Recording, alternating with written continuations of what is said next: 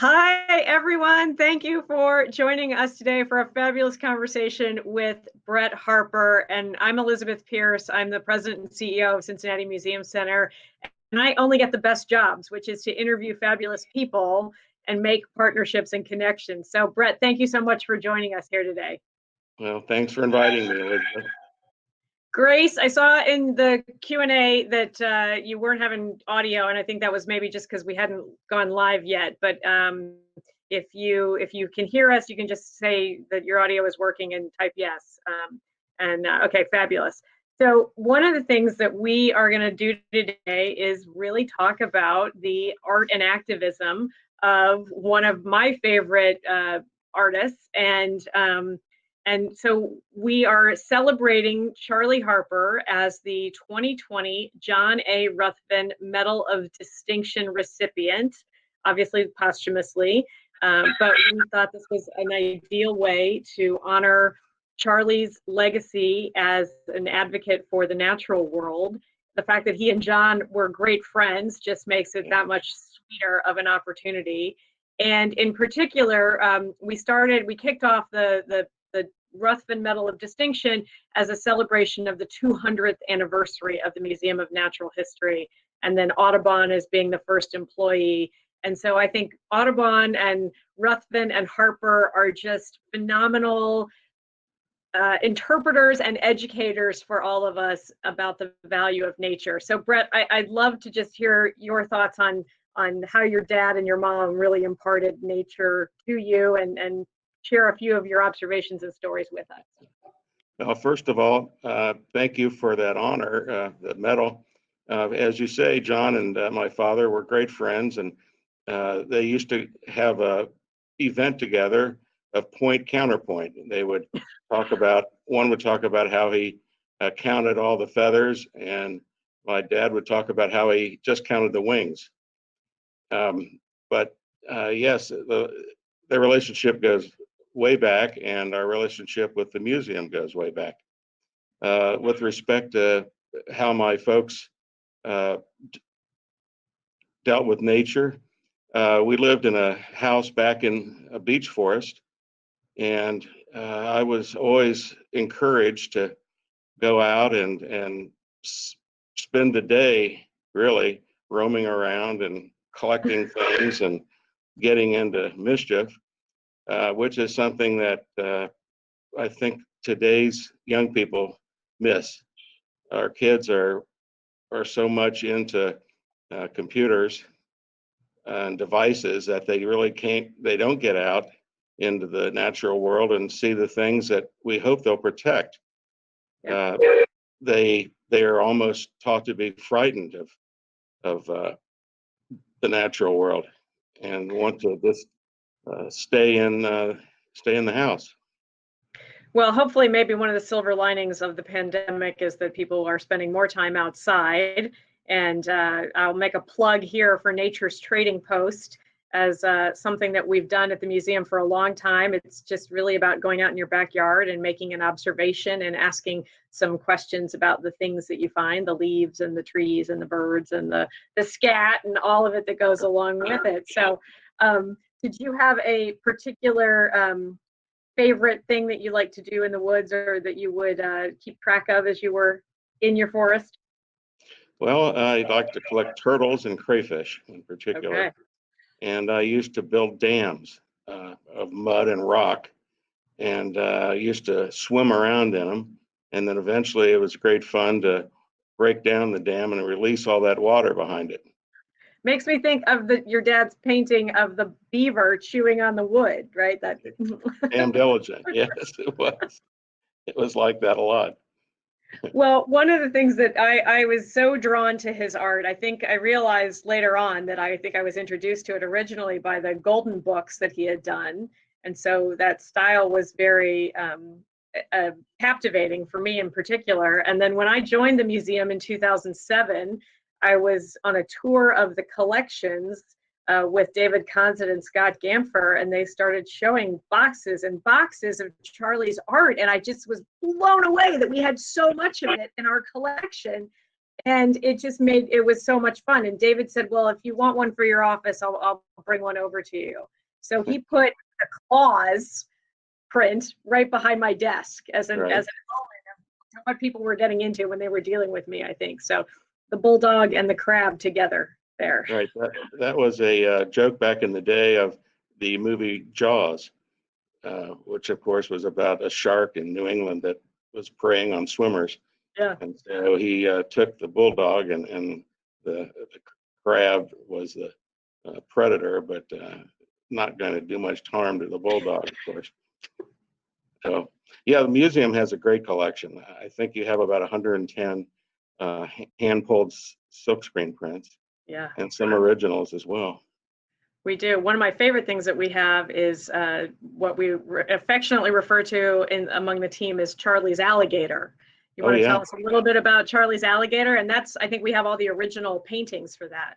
Sure. That was done for the Everglades National Park, the Tamiami Trail. And all of those items were brought here to Cincinnati from the park, and they were a trail side exhibit at the time. I think it was about 1978. And the alligator that you're speaking of is one large composite painting made up of probably 15 different parts. And there's also a number of other Everglades images as part of that, showing how it develops from a small hammock all the way up to basically what's an earth island in the middle of the Everglades.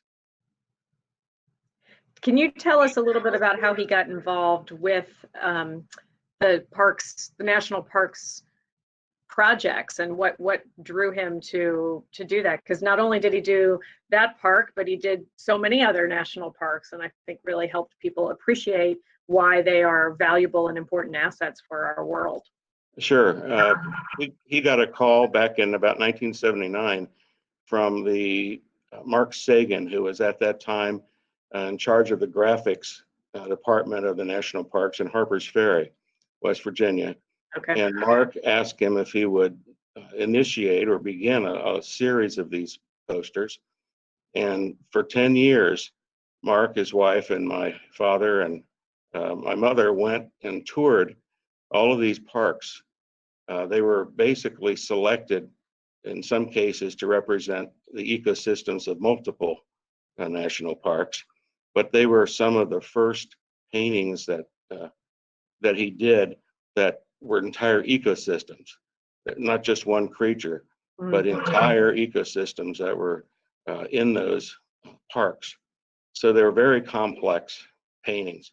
You know, not only did they have to have an aesthetic appearance, but they also had to work in terms of the interaction and in terms of the list of creatures that the park rangers wanted to be included in the painting. And they're a lot of research. Oh, a lot of research, and they're lovely paintings. They're 4 by 5 feet. They're acrylic on canvas, and the interior department in Washington houses them today. And they're speaking of having an exhibit of them sometime probably later next year. So you'll have to help me make it to Cincinnati. Sure, love to.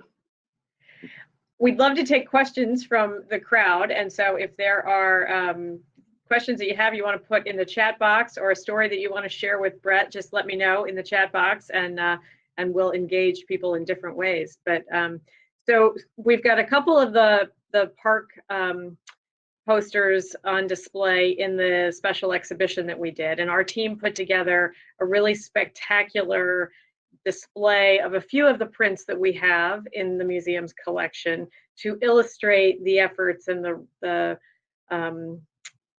activism that Charley really pursued, starting maybe with the otter. You ought to think about water kind of poster, if I didn't screw that up too much.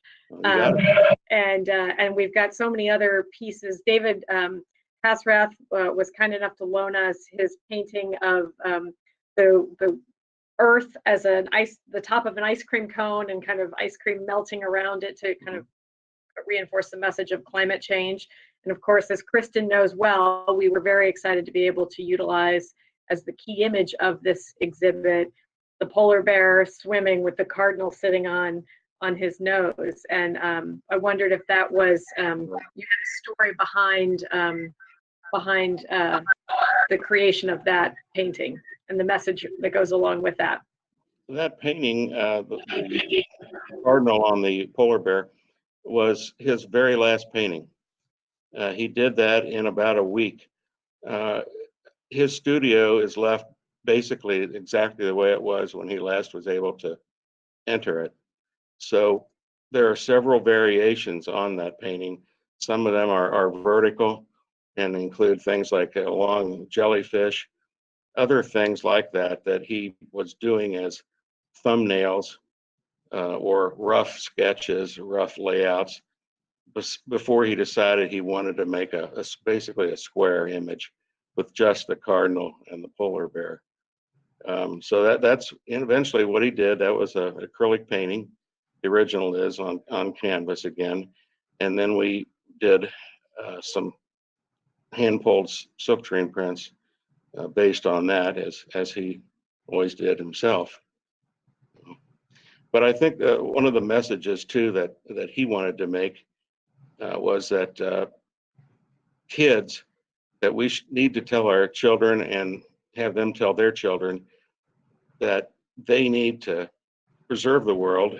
And I saw a photograph recently of the Earth from space, and the point was made that that's the only place that every human being has ever lived and every creature has ever lived. And when you think of it that way, it's very precious. It's going to be a very long time until we are able to colonize other planets. So we'd better take good care of what we have. Absolutely. Well, we made the announcement about the award for Charley and had intended to open the exhibit there on the 50th anniversary of Earth Day. And of course, we wanted to tie it to the opening of our Ice Age exhibit as well. And COVID had other plans for us, so that's been a little complicated. But we'll get the Ice Age trail open again in the 21, and we'll come back to this, and we'll just keep celebrating, I think, all the way through. Wonderful. So I wanted to also ask a little bit about his military service. And as I understand a story, and you can correct me if I'm wrong, a lot of his wit and whimsy and optimism came out of as a response to his military service during World War II and kind of living through some very complicated times. Yeah, he was a reconnaissance scout for the U.S. Army. His service was in Germany, primarily in Holland. He did not like soldiering, but he was one of the liberators of death camps. And I think when he came back, he appreciated our world, our American way of life so much that it just exploded on him, that he could create freely what he wanted to do, and instead of having to just be surrounded by the war. So really for the rest of his life, he created so many images, many thousands. I think we counted once 5,000 or 6,000 color images, not even including the drawings, the pencil drawings. So he was busy all the time, but he enjoyed it. And I think that he thought as an artist, that's what I do. You mentioned in the exhibit how he said if he wouldn't have been an artist, he'd be a conservationist. Well, we found that letter from 1966. But an artist uses his tools, and so he thought with humor and a gentle approach, he could express really what an idea could do. An idea, he thought, could express what maybe 1,000 words could not as well. I love the essays that go along with all of his paintings and just the humor that is involved with it. And we talked a little bit about the claws, and we talked about the beaver. Jumbrella is another one that I love, and of course the praying mantis one that he's got and the zoo has it in their insect house where he's talking about the mating of praying mantises and how the female of the species eats her mate.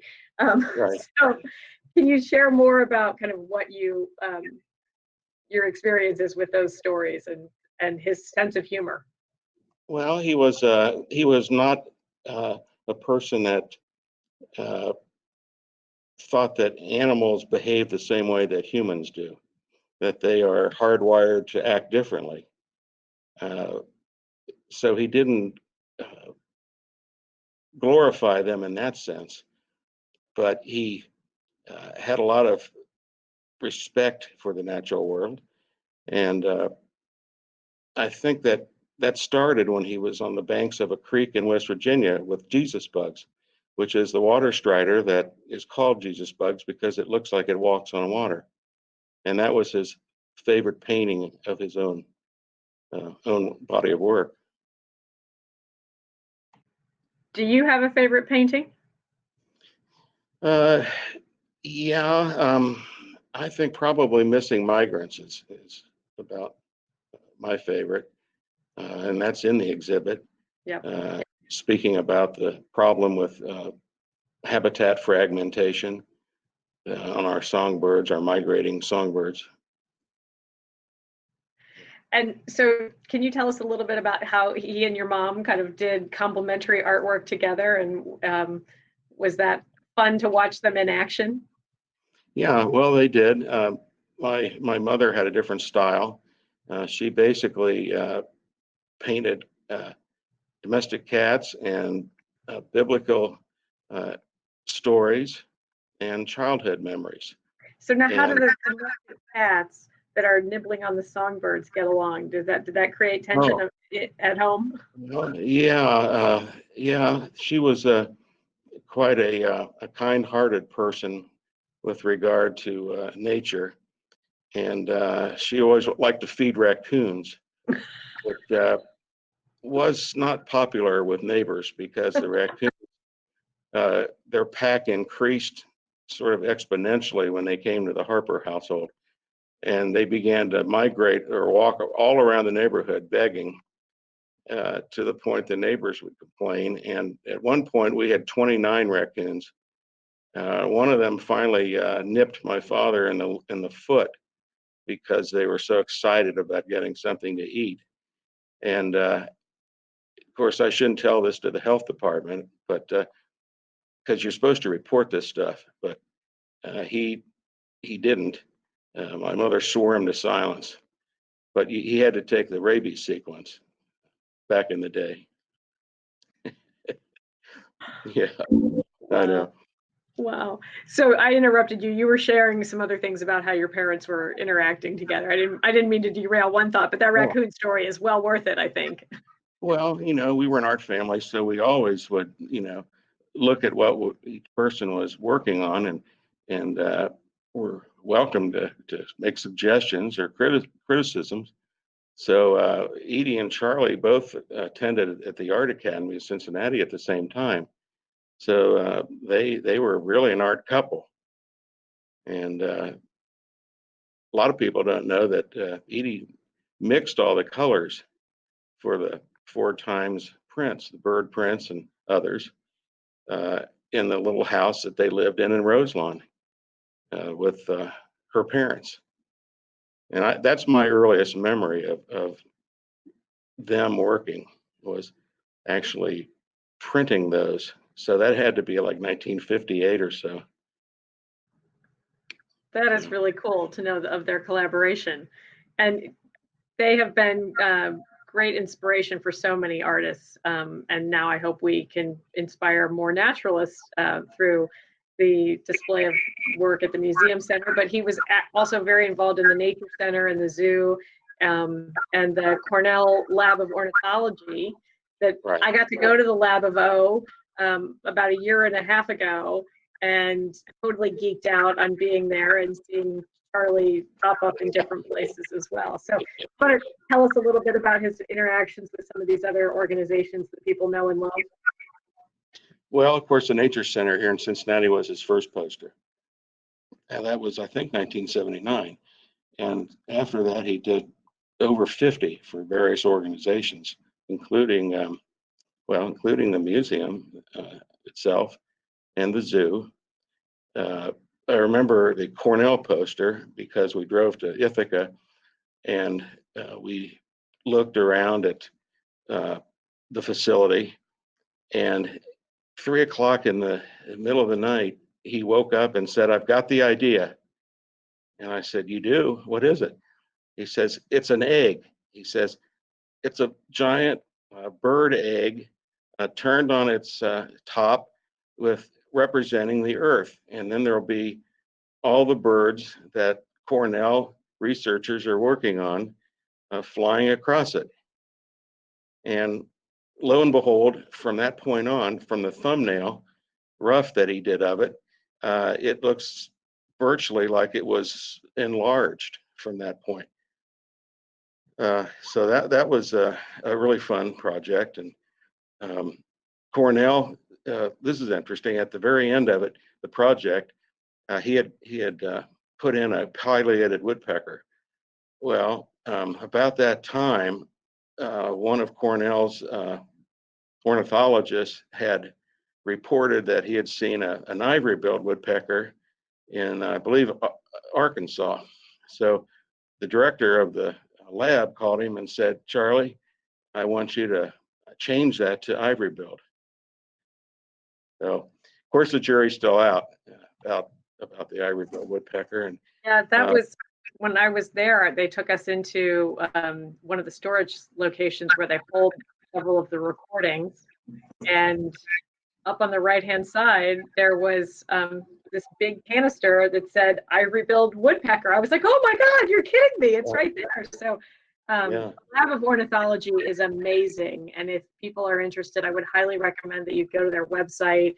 There are all sorts of really cool ways you can participate in citizen science with kind of their bird migration trackers and different things that I think are just kind of super cool. And to our earlier conversation, a great way to get people out into nature and observing it, and then being part of the data collection that goes along with it. That's right. Very cool. Citizen birders, that's what you can become. Yeah. And help, really help their collection of data. So, but that's interesting because I also read something that your father described himself as one of the worst bird watchers around. Well, he did field work, contrary to rumor, but he also did a lot of what I'd call passive research, and he would be first to agree, because he would be having exhibits with a lot of artists who were realistic painters of guidebooks. And he'd say, "Well, what a lot of my work I can just look in here and get my research from your painting." I think it works very well. Yeah, I laughed at that when I read that he was the quote, the world's worst bird watcher, self-described. So, well, it was a real experience, really, for me too, because I got to meet a lot of these globally well-known bird artists, nature artists, I'd call them, really. Yeah. And I could write a book on that alone, the personalities and the skills. It was an exciting time. It really was. Erica told me that while we were planning the exhibit that's now on display at the museum, and it's open to the public, it's free, so people can just walk into the building, and it's on the mezzanine level between the escalators. So wear your mask and come on in. But Erica said while you were working together, you found photographs of other partnerships and trips that kind of were unknown to you before you started digging around your dad's files. Can you tell us some of that? Yeah, I think we went to we went to Maine in one instance, and he worked on a schooner. He was a artist painting a schooner, which is not doesn't have a motor, and did a number of paintings of the Maine shore. There was a time when he did a story for Ford Times where we took a trip on a covered wagon in Tennessee with horses pulling it and everything. And we took a trip to Colorado, which was a pack horse trip in the mountains. And at that time, you could still drink water out of mountain streams without any worry about parasites. And, that's sort of, that's kind of unfortunate to think about, that the world has changed so much since that would have been 1964. That there's few places in the world that any person could do that now.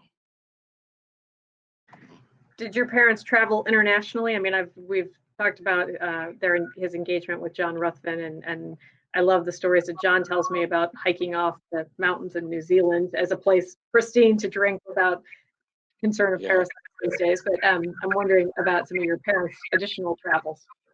Well, they did. They traveled to Costa Rica to do a painting of the Monteverde cloud forest, a rainforest.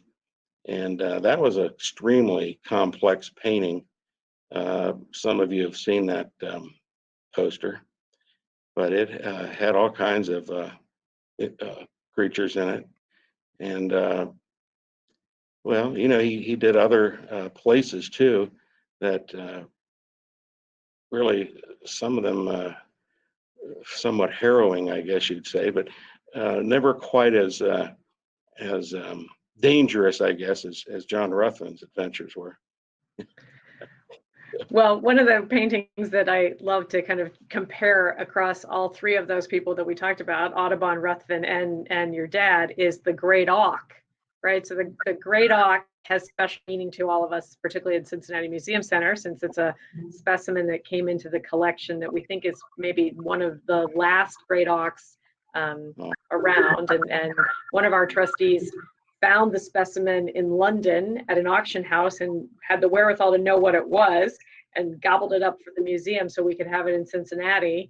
And I think because of the Audubon connection, and then Ruthven had done one. And so the story of the Great Awk that John tells about going out to LD Rock and in horrible seas to try and really understand the environment of this bird so he could paint it properly in all the detail that John wants to paint it in. I think he got a few broken ribs on that trip after slipping and sliding all over a fishing boat in rough waters. So, but yeah, the Great Awk is one of my favorite stories and or favorite connections to the things that we do. I wondered if you watch John and your dad talk about comparing those kind of things together. Well, we used to do a point counterpoint event throughout Cincinnati. John would talk about that he would count the feathers, and Dad would say he counted the wings. It was always a really humorous and warm-hearted presentation. They were invited to the local parks and nature centers, and really enjoyed being with each other. The auk that you speak of, the silkscreen, was part of 10 vanishing birds done for the Four Times magazine in the 50s. Included in that, of course, was the every-billed woodpecker and Carolina parakeet. Yeah, all of our the unfortunately the hit list of some of the things that we hold near and dear in our collections as well. Yeah. So I wanted to ask you a little bit. I mean, we talked about the fact that growing up where you grew up, you were inspired by nature, and your parents were inspiring you as well. But how did you find our own artistic experience? This is a question that came in from the poll from one of our viewers. Wanted to know how you found your artistic style, given the fact that you were surrounded by very strong styles between your parents. Well, I ignored what they did.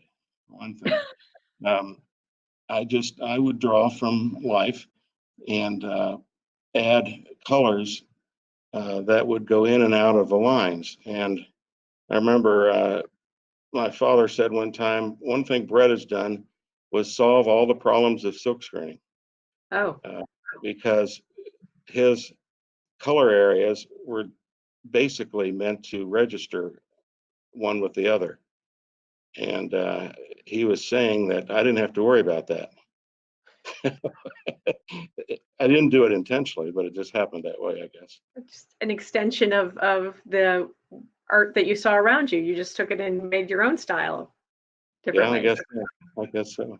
We got another question that asked about the Easter Island painting and wanted to know if Charley went to Easter Island for that picture. No, he didn't. That was a book cover a long time ago. I'm not sure what the title was. I'm not sure if the respondent there identified it. It seems like it might have been something to do with Kon-Tiki.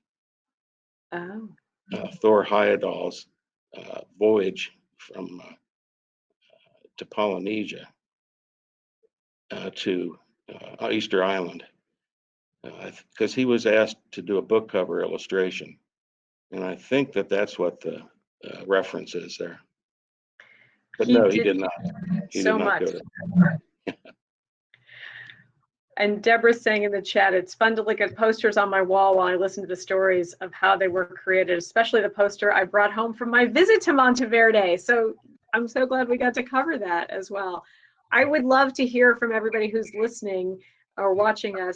You know, do you have a favorite piece that you want to talk about or have additional questions about? So you can put that in the chat or ask a question as well.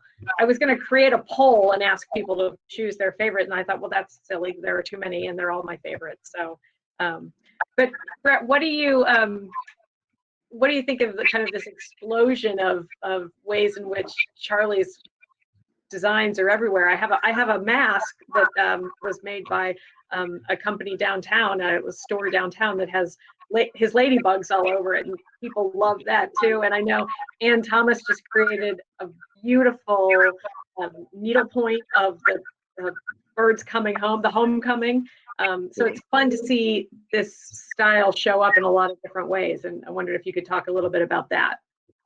Well, several years before my father passed, he asked me if I would continue to promote his message to the world and conservation and his artwork. And I agreed to do that, and I take that commitment seriously. As I say, we always work together. And he said at the time, you have the perfect resume. I had worked for other people for many years, and it covered most bases in terms of advertising and publishing and promotion of various kinds. So it was kind of second nature to do this. And of course, I have a passion for our family's work. It's a lot of fun. So what's the best place that people should visit website-wise to check out additional things from your from Charley's studio, or Kristen, maybe you can put that in the chat for us as well, so people could follow Charley up Harper there. Art Studio. It's Okay. good.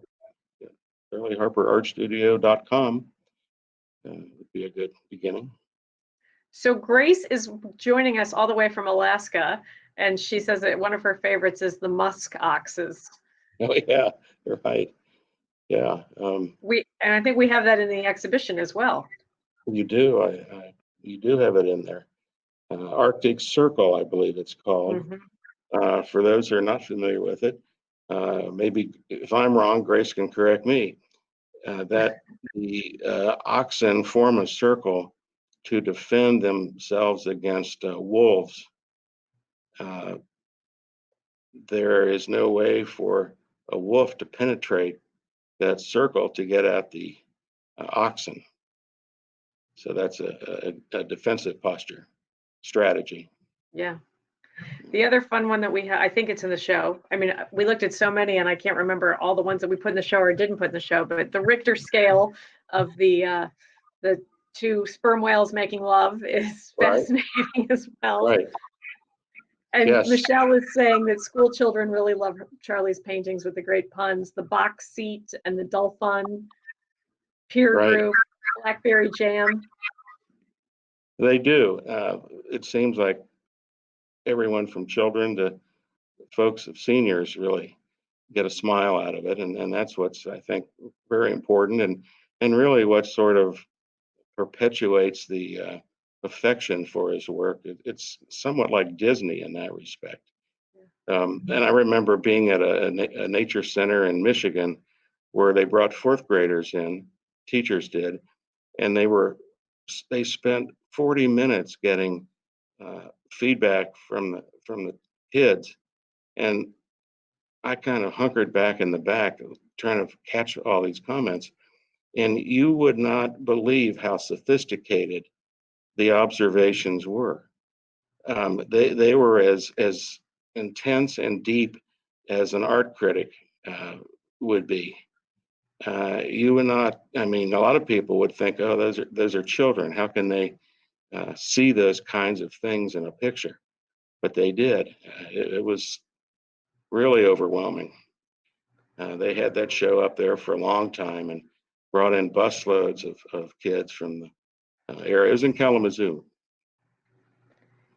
I think his artwork is the perfect way to amplify his message of activism because it is so captivating, and the whimsy and the wit of the essays really create that way to understand the animal behavior and then to appreciate the importance of the ecosystem.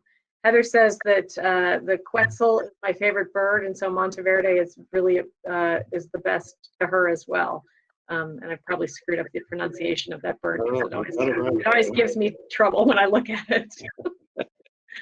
I think we got another question. Let's see what the latest question is. And Grace wants to know if Charley went to Alaska to do the research for the musk oxes. He did. He did go to Alaska, and Glacier Bay in particular. And as she may know, there's a national park poster of Glacier Bay. So yeah, they toured the whole area with the national park rangers and backcountry areas that a lot of folks never get to see, but they wanted to show off all their treasures for the posters. It's incredible. I'm like green with envy and jealousy right now that he got to do all of that. So one of the things I also thought was really fascinating about his work and the process that he went through was so much about kind of piecing things together and the drafting tools that he used to be very precise. And, you know, I think about he was using rubber cement in some ways, and now we have Photoshop, and it's such a wildly different experience in art making. And I would love your comments about kind of that transition from then to now, and what would Charley make of Photoshop and all these automated tools that we have? Well, Photoshop was around when he was here, he was asked several times, Charley, why didn't you use a computer? You could create a lot more things faster. And he never wanted to do that. For one thing, you would never have an original painting. It just wouldn't be. I mean, it would be something that would be an output on paper. But I think he was so used to working in the way that he had, because he would actually stretch the canvas over plywood, nail it down, and then start painting. And so it was sort of an organic process, working from a thumbnail to pencil enlargements with a light table, and then eventually his original. So he was very honest painter in that sense. He'd work with a drop compass, and people would be amazed. They would come there and see that here he was in his 80s, and he was still able to control a fine, uniform, steady line in a circle for anything that he had to work with. And those tools, a lot of architects would see them and they'd say, yeah, I've used that. Engineers, I've used those. That's what I love too about his. We can pull science and engineering and math into it as much as we can, the natural world and biology as well. Yeah. So Yeah. if you were going to recommend, this could be a little dangerous, I'm going to ask you to describe or give somebody guidance on how to do some silk screening at home, or to, take inspiration from Charley and play around with this as an activity for their kids or their grandkids. What would you recommend? And Kristen, I don't know if you've got thoughts about that too. You can throw that in the chat also. Or if any of our educators, museum educators, are on the line, please share any tips. Brett, if you were going to coach somebody on how to do some silk screening, what would your thoughts be? Well, first of all, one of our licensees, Pomegranate, has a book out, a sketchbook for people to how to draw. I think it's 28 different birds, the way he did it. So that's used by a lot of grade schools. It's not that simplistic that it couldn't be an adult using it. In terms of silk screening itself, there's a lot of kits out there, and a lot of schools that teach it now too. It's not all of that complex. Somewhat controlling all the variables is complex. It's complicated to control temperature, the thickness of the paint, sealing the screen off, and so on. But I would think that like I say, a lot of schools teach it, and almost all art schools have a course these days on screen printing. We're hearing from a lot of parents right now that because their kids are in a little bit of a hybrid schooling dynamic and they've got a lot of downtime, that they're looking for activities for their kids to do. So maybe we can encourage them to be like Charley and create some art in their garage and not take any liability for the messes that people create. Well, yeah, and screen printing is now a lot safer than it used to be. They can order over the internet and get water-based inks, which clean up pretty easy. And there's no solvents anymore that they have to worry about. So it's safe and easy to clean up now. So it could be a house project in the shelter at home environment we're in.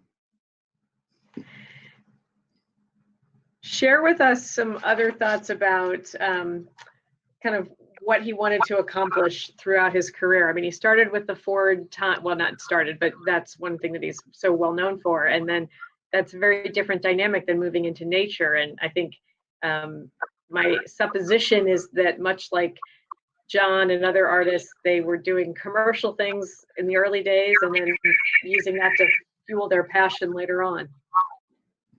Well, I think that one of his main goal at the beginning was providing for his family.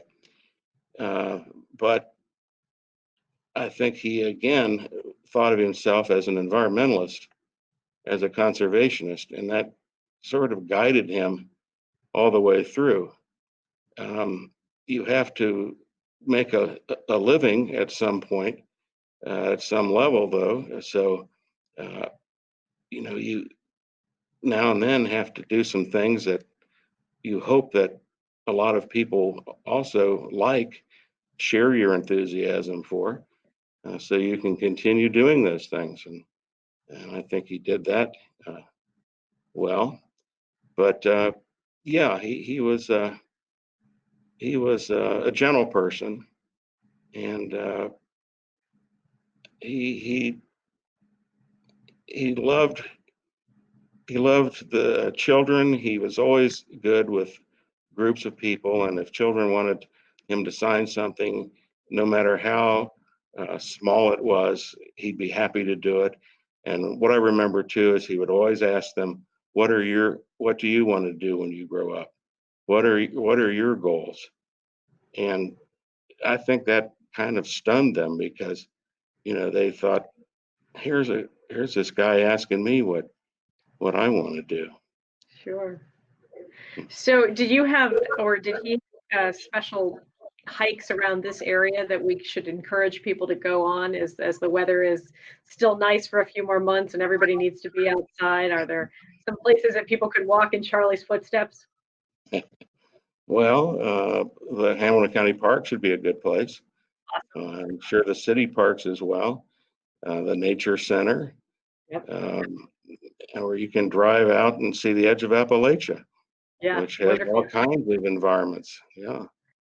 I'll share it with everybody that on the Museum Center's website, so cincymuseum.org, you'll find details about the Inspired by Nature exhibit that we've been talking about. And there's also a place to find the hiking trails map out at the edge of Appalachia, which is about 90 miles east of Cincinnati out in Adams County.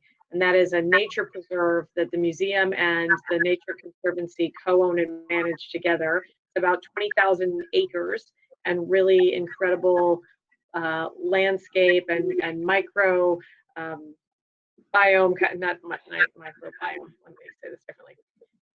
Specific microclimates that exist at the edge that make for very diverse biology that we don't have elsewhere in the area. So it's a great place to go and get some additional experience. And in the chat, you'll see our website, and Kristen's putting all sorts of good stuff about the Easter Island book cover. So I would encourage everybody to open the chat window if you want more details on the Easter Island activity as well. Okay, so Brett, one of the things I wanted to also ask is, what do you think people should be doing as we continue to go forward and the call to action and the activism that can continue? So what's the call to action you want people to leave from our conversation today and go share with others? We've talked a few things, but additional motivation for us from you.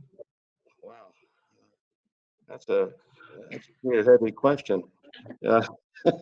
I'm not a preacher, but I think a lot of our problems are somewhat common sense, and I would say that we don't have to ruin and harm our economy to save the environment. There are ways that we can move forward with alternatives. We don't have to just go on doing what we have done. And it's vital that we do if we want to pass this world on to our children. As I say, it's the only one we've got. Right. Well, this has been really a lot of fun, and we've covered a lot of ground, and I want to give people just a last minute opportunity to ask any more questions, either in the poll or the chat. And we hope that you will come and see the Inspired by Nature exhibition. It's on display now. It'll be up for several more months, and just make that part of your visit when you come to see other things. We've got incredible dinosaurs. We've got a beautiful exhibition about the Mayan culture that's on display, and you can get all your tickets and time ticket activity on our website as well. And Brett, while you're there today, you should take a peek on some other things as well. Check in on your favorite dinosaur. Thank you. So I think we will conclude our fabulous live Q&A. This has been a lot of fun, and I appreciate that everybody's been here, and encourage you to come see the exhibit up on display and visit charleyharperartstudio.com for more fabulous stuff around Charley. So Brett, thank you so much. Thank you, Elizabeth. Thank you and your staff. Thanks, everybody. This has been wonderful. Take care. Bye-bye.